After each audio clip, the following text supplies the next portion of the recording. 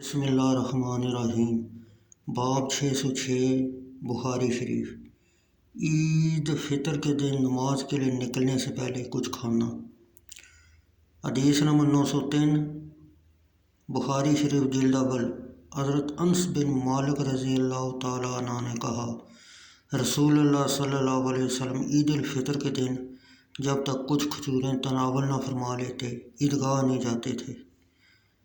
مرجی بن رجا سمرقندی نے کہا، مجھے عبید اللہ بن ابو بکر نے خبر دی، انہوں نے کہا کہ مجھے حضرت انس رضی اللہ تعالیٰ عنہ نے نبی اکرم صلی اللہ علیہ وسلم سے خبر دی کہ آپ عید کے دن تاک کھجوریں کھاتے تھے، یعنی 1، 3 یا 5۔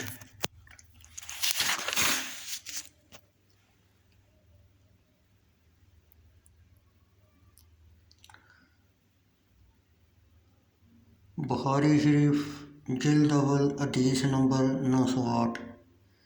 عطا بن ابی رباح حضرت جابر بن عبداللہ سے روایت کرتے ہیں، وہ کہتے ہیں نبی اکرم صلی اللہ علیہ وسلم عید الفطر کے دن باہر تشریف لائے اور خطبہ سے قبل نماز عید پڑھنا شروع کی۔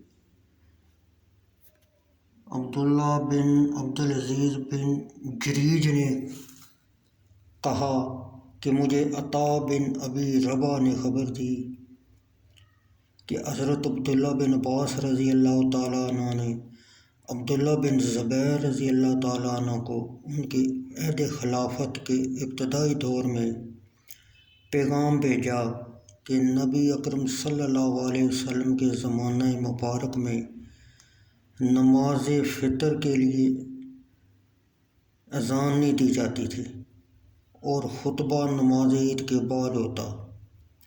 ابن جریج نے کہا، مجھے عطا بن ابی رباح نے حضرت عبداللہ بن عباس اور جابر بن عبداللہ بن رضی اللہ تعالیٰ عنہ سے خبر دی۔ ان دونوں نے کہا کہ آپ کے زمانہ میں عید الفطر اور عید الاضحیٰ کے دن نماز عید کے لیے اذان نہیں دی جاتی تھی۔ عطا بن ابی رباح نے کہا، میں نے جابر بن عبداللہ رضی اللہ تعالیٰ عنہ کو فرماتے سنا، نبی اکرم صلی اللہ علیہ وسلم کھڑے ہوئے اور نماز عید پڑھنا شروع کی، پھر نماز عید کے بعد لوگوں کو خطبہ دیا، اور جب آپ نماز سے فارغ ہوئے تو ممبر شریف سے اترے اور عورتوں کے پاس تشریف لائے اور ان کو واعظ و نصیحت فرمائی، اور آپ حضرت بلال رضی اللہ تعالیٰ عنہ کے ہاتھ پر تکیے لگائے ہوئے تھے، اور حضرت بلال رضی اللہ تعالیٰ عنہ اپنے کپڑے کو پھیلائے ہوئے تھے، اور عورتیں اس میں صدقہ کا مال ڈال رہی تھیں۔ ابن جریج کہتے ہیں، میں نے عطا بن ابی رباح سے کہا، کیا اب آپ ہر امام کے لیے ضروری سمجھتے ہیں کہ وہ عورتوں کے پاس آئے اور نماز عید سے فارغ ہونے کے بعد ان کو واعظ و نصیحت کرے؟